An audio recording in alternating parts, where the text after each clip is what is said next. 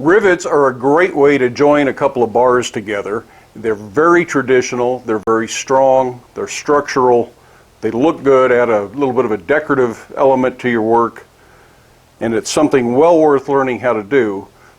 But to do nice, neat rivet heads, you frequently want a heading tool of some sort that has a depression in it that matches the head of the rivet, so you can get that nice domed head or whatever shape you want. You don't have to make these in domed heads. You can make them in pyramid heads or conical heads or some other shape if you really wanted to.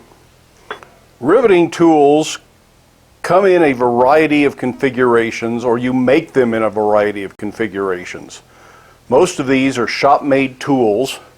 There are some commercial ones available out there, but they're so easy to make, I'm not sure if it's worth the trouble to buy them, unless you're supporting somebody like Ken's Custom Iron, who makes these very nice heavy-duty rivet sets and the bottoms. And these are some that came from them that are made in 1/4 and 5/16 sizes just to fit the rivets that you use for tongs. And so they sell those kind of as a complementary tool for their quick tongs and their rapid tongs. But if you need anything else, you really pretty much have to make it. And you can make these in whatever configuration you need for the job you're doing. I like to make my bottom rivet headers so they fit in my pritchel hole so they don't slide around on the anvil. But that's not always the best. So I also have this block that has 4 different sizes of rivet headers in there. It looks like 1/8, 3/16, 1/4, and 5/16. And I can then use that just sitting flat on the anvil for a variety of different things. The top headers are just like a punch. They're just long enough. They don't need to be real long because usually the material is not hot, just the rivet head is hot, so there's not a lot of heat to deal with. And they come in different sizes. This is a store-bought one, but the rest of these are just made in the shop, and they are made out of different things at different times because it's what I had and I just needed a rivet set that size, so they're all just a little bit different. This particular one is made out of a ball peen hammer, and that's very handy for working under the treadle hammer. Someday I'm going to make a whole set of those. And then this kind of a horn or bick has 3 different size rivets in it, and that goes in the anvil, or I should say went in an anvil I don't own anymore. This is too small for my current anvil. And it allows things to hang over the edge a little bit. If you've got a scroll that loops around or something like that, it makes it a little bit easier to get into. But there are lots of other possibilities out there depending on what you're working on. I've seen some that sit on the floor for doing railings so that it holds the railing up so you can just work the rivet, but you only have to pick it up an inch or two to hang the railing on there so you don't have to wrestle the whole railing to the anvil. So what are we going to make a rivet set out of? Well, we're going to make it to fit a 1/4 inch rivet today. That's a fairly common size. And I have some 3/4 inch round bar. And this is an alloy steel, something like 4140 or something like that. You can make them out of mild steel, but they'll mushroom over so bad that I think it's worth the trouble to make them out of something a little better. They don't really need to be out of S7 or H13 or anything like that. This piece happens to be 7 inches long. Some of my other rivet headers are about 6 inches long. The exact length is not all that critical. The only thing that's critical is that we put a depression in the end that matches our rivet. So how are we going to achieve that? I'm going to start just by putting a center punch mark in the center of the blank. I'm going to go slow because I'm probably going to be off the first hit, and I'll adjust to where I think it needs to go. And then I'll get a little bit deeper so that I can find this. I want a pretty deep center punch mark so I can find it again. Now certainly the most accurate way to do this would be in a lathe. If you have a lathe, you can just use a center drill and make a nice punch mark. Don't drill too deep though, or you'll end up with the impression of your drill at the very end. But a drill is an option here. You can take a drill bit about the size of your rivet head, and you could start drilling in, which is what I've done with this little piece, until you get most of the material removed. And then you just have to refine that. But we're going to go ahead and start this other one hot and do it all forging and not with a drill, just in case you don't have a drill bit. But we'll also finish this little one that'll sit on the anvil. I'm going to stand that up in the vise, and this is long enough that it actually contacts the screw box. I'm going to take just a center punch and deepen this punch mark here. Now, don't go too deep. If you go too deep, you end up with a little conical point in the middle of your rivet, and I don't think that's what we're after. If that's what you like, go ahead, but that's really all we need to do with that. Now we need to make that round.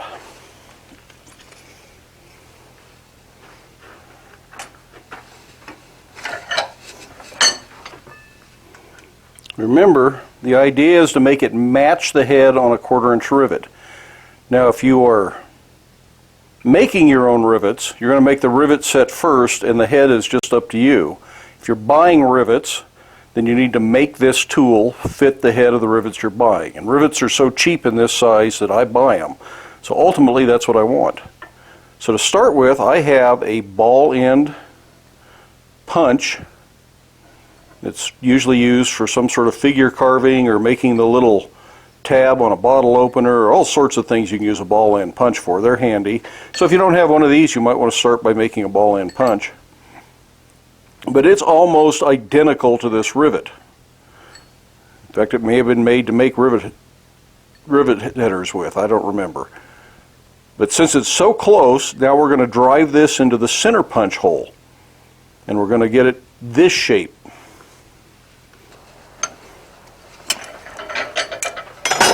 So just like we drove the center punch in, we're going to drive in the ball punch. Because my ball punches are handmade and hand finished, they may not be perfectly round, so I'm going to round that up a little bit, or turn the punch around in circles. Even kind of work this way a little. Because that's awfully close to some hot stuff, I'll hold this in a pair of pliers. That isn't quite perfect, but boy is it close. So, time for the final step. Or at least the final step in making this depression. Now, what do you suppose we should use to make the final depression? I don't have a ball punch that matches perfectly the rivet. But oddly enough, I do have a rivet that matches perfectly the rivet. And since all these are pretty universal if you're buying store-bought rivets, this makes the ideal shape to finish forming the rivet header. The reason we don't use this initially is because these are very soft steel and they easily deform. And if you want to go through a half dozen rivets making the tool, you can. But this way we're only going to waste one of them. And if we're lucky, we don't even waste it. It may survive this. Now, I'm not going to try to hold this on top of that hot setter and drive this little thing down. That's just kind of impractical. So I'm going to put it in a monkey tool, and we've talked about making monkey tools in the past. And it's a 1/4-inch rivet, so I'm using a 1/4-inch monkey tool. And this is what I'll use to hold, and this will also then form a flat surface on the end of the rivet header. And when the monkey tool hits that and I'm sort of upsetting the end of the rivet header, I know that my rivet has gone all the way down and I don't need to do any more work. So the only trick here is don't let that rivet fall on the floor while you're coming over to the rivet header. You may have to get down low to look at it and make sure you're achieving what you want. But that's about all you actually need the rivet for. And I have flattened that rivet out just a little bit, it looks like. So I may get a second rivet and take another heat. What's that? You say you haven't got a monkey tool? Well, if you just take a plate, this is a heading tool, heading plate, but you could just drill a piece of heavy bar with a 1/4-inch hole, put the rivet through the 1/4-inch hole,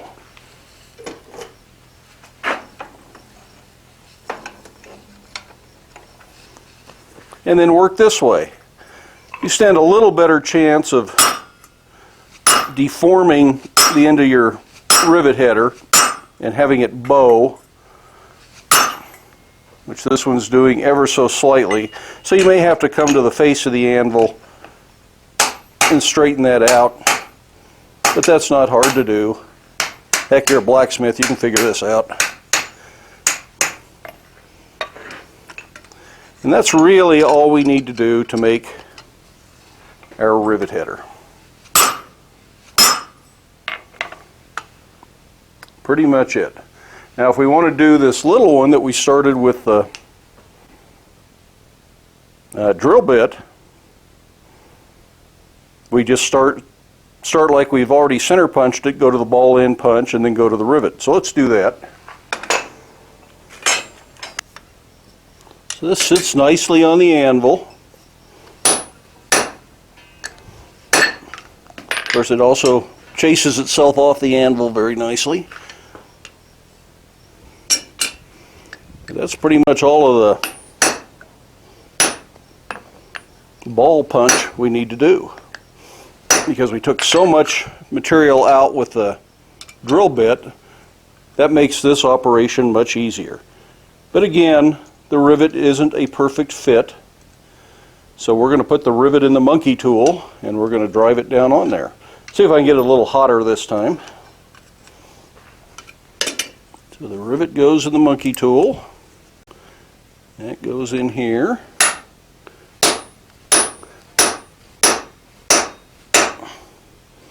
And that looks like a very nice impression.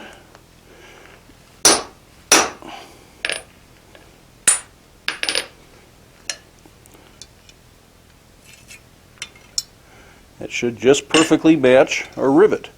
And in use, that just sits on the anvil, and you set the rivet in it with the stock you're riveting together on top of it.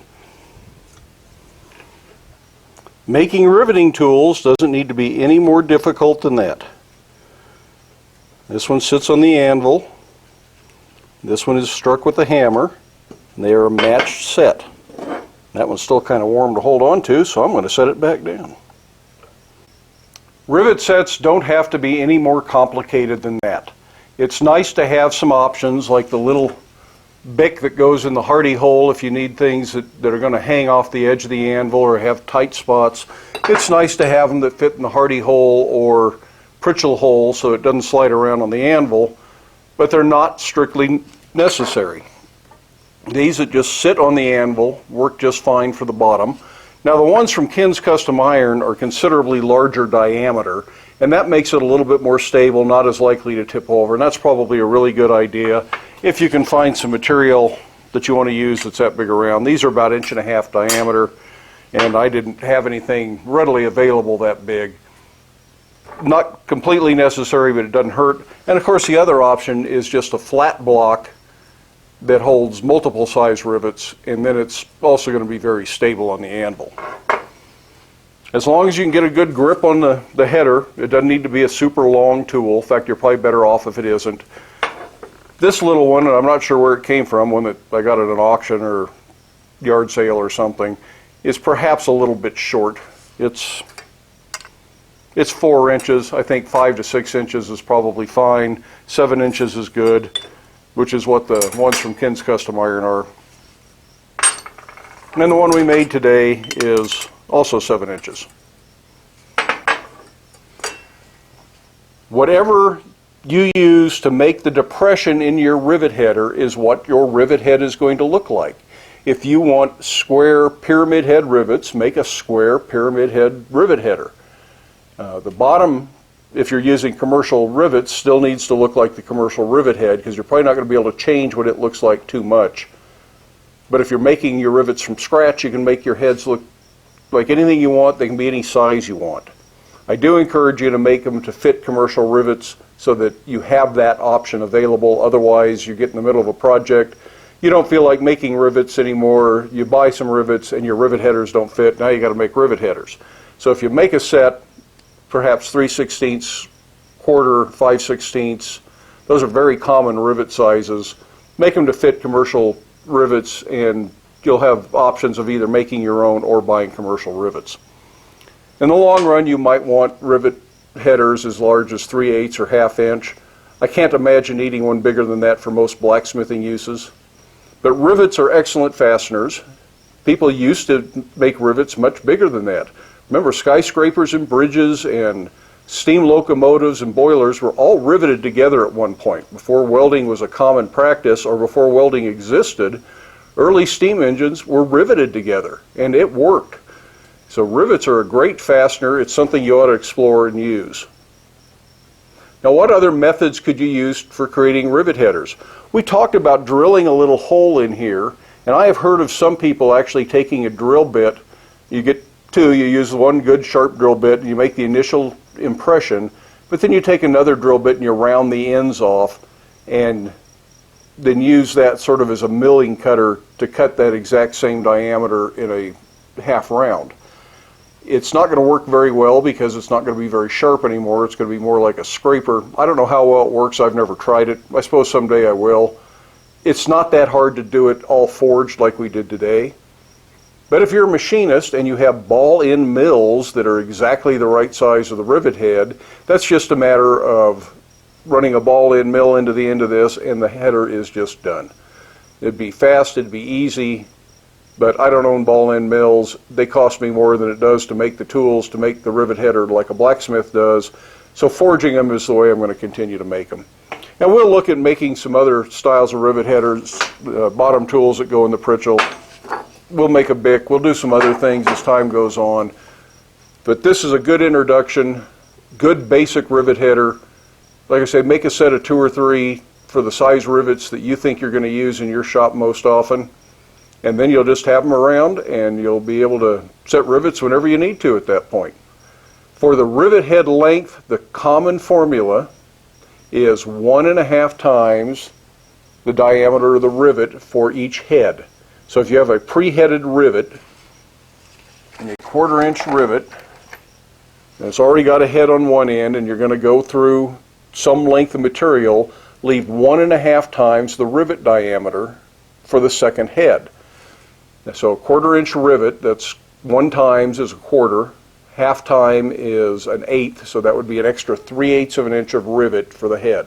This is someplace people working in metric have a real advantage. If they're using a 6mm rivet, it's very easy to figure 1.5 times 6 is 9, so they need 9 millimeters of extra length on their 6mm rivet. But since I don't work in metric and I don't think in metric very well, and I'm not sure what 6 millimeters is, I think that's close to a 1/4 of an inch, I'll continue to think of it in terms of inches. But that's just the standard formula. It's worth doing a test rivet when you are working, just in case your rivet header's a little different, just in case your hole's a little bit oversized and you're upsetting some rivet down into that hole. Lots of factors can change that just a little bit, so make sure you've got it just right. I hope this was useful for you. I hope that's something that you'll go out to your shop and make, because they're handy tools to have around. Love it if you give it a thumbs up. Love it if you hit that subscribe button. Anyways, get out to your shop, go make yourself some rivet headers, but stay safe, do wear your safety glasses, and we'll see you for the next one.